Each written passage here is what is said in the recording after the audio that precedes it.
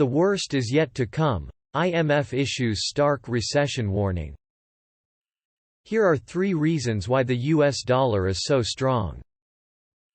The International Monetary Fund has once again downgraded its forecast for the global economy with a sharp warning. The worst is yet to come, and for many people 2023 will feel like a recession. The agency said Tuesday that it expects global growth to slump to 2.7% next year, with a 25% probability it could fall below 2%. That compares with projected growth of 3.2% this year. The figure for next year is 0.2 percentage points lower than the IMF's July outlook, as Russia's war in Ukraine, high inflation and a slowdown in China drag on activity.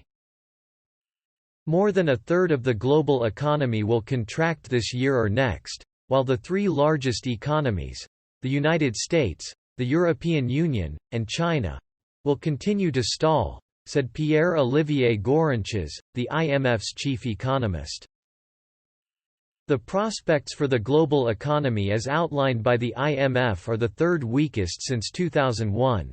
Behind only the 2008 financial crisis and the worst phase of the coronavirus pandemic. Global growth has fallen below 2% just 5 times since 1970. The IMF believes that global inflation will peak late this year, but will remain elevated for longer than previously expected, even as central banks work aggressively to bring it under control. Global inflation is expected to rise from 4.7% in 2021 to 8.8% this year. It's then forecast to fall back to 6.5% in 2023 and 4.1% by 2024. Major central banks aim for inflation near 2%, and have been hiking interest rates in a bid to limit price rises. But the campaign is also boosting risks to the economy. If they go too hard, it could exacerbate a global downturn, while dialing back efforts could allow inflation, which the IMF called the most immediate threat to current and future prosperity, to become entrenched. Central banks around the world are now laser-focused on restoring price stability, and the pace of tightening has accelerated sharply, Gorenches wrote. There are risks of both under- and over-tightening. Last week, the United Nations Conference on Trade Development cautioned that tighter monetary policy could inflict worse damage globally than the financial crisis in 2008 and the COVID-19 shock in 2020. The IMF said that higher rates, while necessary, are creating instability, particularly for emerging markets with high levels of debt. As the global economy is headed for stormy waters, financial turmoil may well erupt, prompting investors to seek the protection of safe haven investments, such as U.S. Treasuries, and pushing the dollar even higher, it said.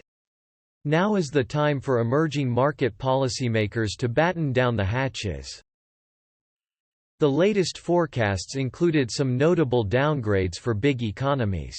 The United States is now expected to grow by just 1.6% this year, and is set to expand by only 1% in 2023.